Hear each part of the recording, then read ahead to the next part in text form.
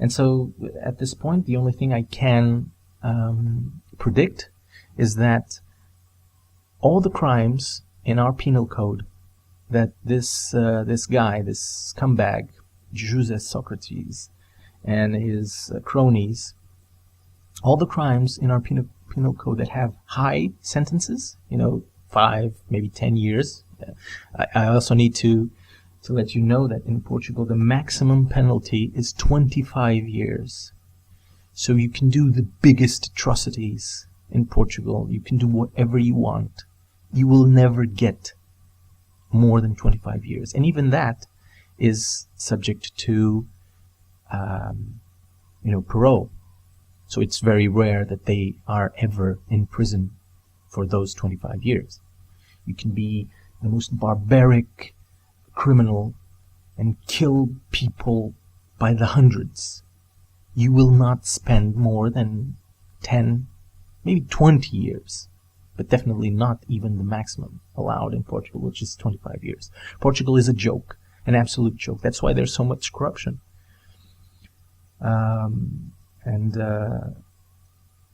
Anyway, we got that judge, and what I think is going to happen is that neither will get. They will be convicted. It's what I believe. They will be convicted because this is a very high-profile case. They will be convicted, but with very low sentences and probably suspended sentences, which is also very common in Portugal. In Portugal, you are confirmed to be the criminal. You did that crime without a doubt. All the proof that existed proved that you are a criminal. But they usually get a suspended sentence. And what that means is that they will not go to prison. At most, they will have to pay a fine, and fines even for killing people is like 1,000 euros, 2,000 euros, maybe 10,000 euros at most. I never saw, I don't remember at least, any high fine for killing someone. And sometimes they don't even go to prison. And when they do, you really need to have a high-profile case for it to receive, or for the person that committed the crime and was proven to have committed the crime, to receive a high sentence. And recently we had one, and I think he got 25 years. And it was a very high-profile case because it involved multiple killings, including police officers. And he got 25 years, but again, I don't think he will stay in prison that long. But anyway, so in terms of corruption, Portugal is pretty much captured by the politicians' interests, especially the socialists, because they are the biggest party. They are the ones that have been in power for more years during these 44 years of so-called democracy. Right? For me, Portugal is nothing more than a democratic, with air quotes, dictatorship, because that's what it is. These people, they do whatever they want. They have absolutely no balances and checks. And even those balances and checks that exist are ridiculous. For example, we have the Constitutional Court, which are perhaps the final court that you will resort to when you are, accusing the state of something.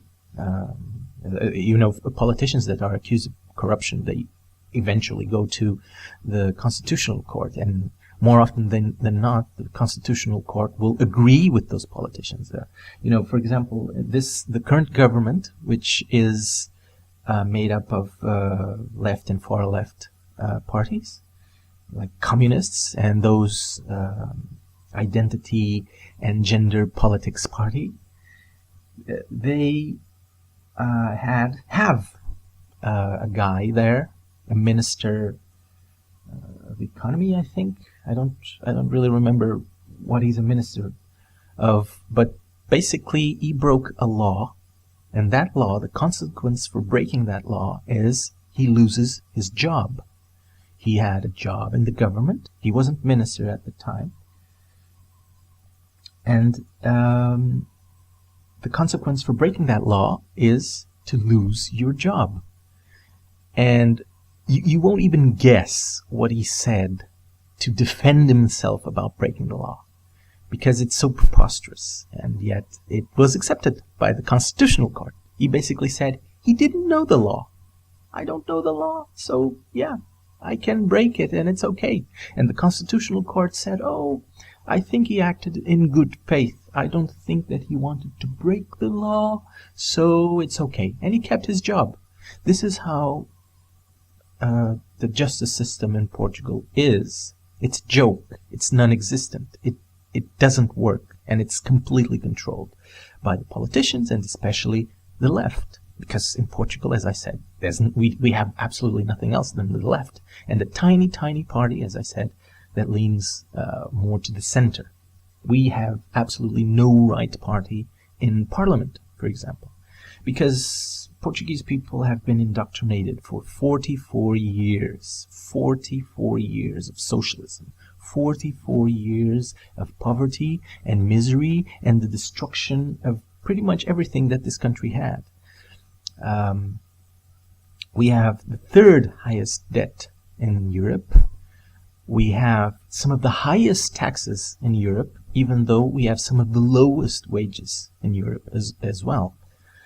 This is the socialist nightmare, and it's my strong belief that if we weren't in the European Union, which is actually an institution which I dislike a lot, because they are basically turning into a dictatorship as well, especially with all this mass migration nonsense that has already killed so many innocent Europeans, and yet these globalization freaks continue to insist that this is necessary, which is an absolute joke.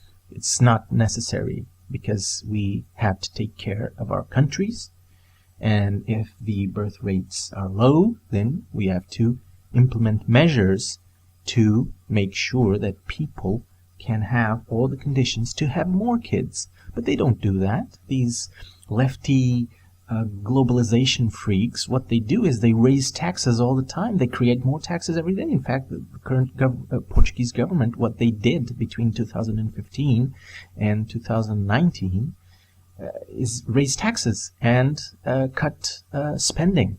And while they claim that austerity has ended, they claim that austerity has ended while they promote the highest austerity that we have ever been through in Portugal. Not even between 2011 and 2015, during the Troika financial adjustment period, we had so many taxes, we had so many cuts in the public services. Yet, this left and far left government is promoting that while claiming to be the end of austerity, which is hilarious. Yet, this is what the media, also controlled by the socialists and the far left, is always touting. They are always saying this.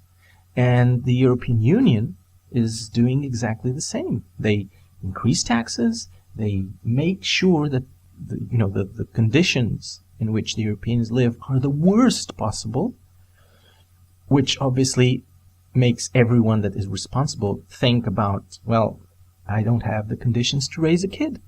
So they don't have them until they potentially have those conditions. But these left and far left idiots, they use that to promote mass migration. Oh, the birth rate is very low, so okay, let's open borders and let all these third world people with no qualifications, that have no wish to integrate in the European society, come into our countries, because birth rates are low, and the migrants will help increase that. They will not help increase that. They will be a burden to the welfare state. And they will not contribute anything to that welfare state. While the ones that are burdened with more taxes will now be burdened, and can have children because of that, are now burdened with even more taxes or even more expenses for the welfare state. So this is the most ridiculous thing, and as far as I'm concerned, I don't understand how anyone can vote for this. How anyone with a brain, that is, can vote for this.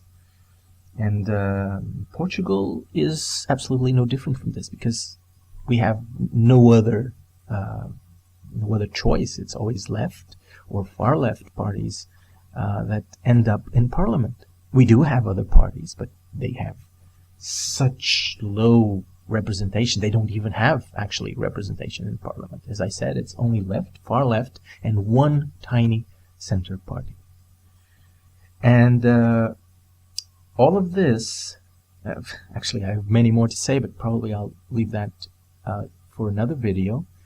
But all of this to say something that happened a couple of weeks ago, which is an organization, I don't know its name in English, but basically it's OCDE in Portuguese, which is an organization that essentially does statistics for the developing or developed countries, knowing things about corruption, about how in terms of economics it's growing, financially, debt.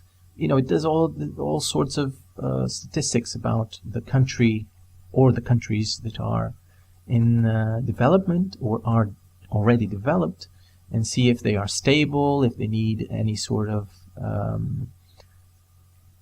compensation in certain areas, so that it doesn't end up worse than it was before. It does recommendations basically for the countries that are analyzed. And Portugal, as it always is, was analyzed, and the things that were concluded in that report were that Portugal has many problems, and one of the biggest problems is corruption. But they made lots of recommendations, like creating courts specifically to handle corruption issues, which is actually a very good idea, because the current courts, they do absolutely nothing. They do absolutely nothing. They, as I said, are as corrupt as the cases that they should supposedly work on. And the people involved are corrupt. So creating specific courts with other people to handle the corruption-specific cases is a good idea, although not a solution, because again, this is very entrenched in Portuguese culture, and so Portuguese tend to be corrupt by nature, and so we have to understand that just creating those courts to try corruption cases is not enough, because the people that will be selected for those trials may be corrupt as well. But anyway, they had some suggestions. Some of them make sense. Some of them need to be better analyzed, and any implementation of those recommendations needs to be put or placed in the context of what we have in Portugal. But still, they have all these recommendations. Portugal has a large corruption problem, and we do. What happened? That report was censored by our government, and the person that wrote it was basically not allowed to come to Portugal and essentially talk about the report.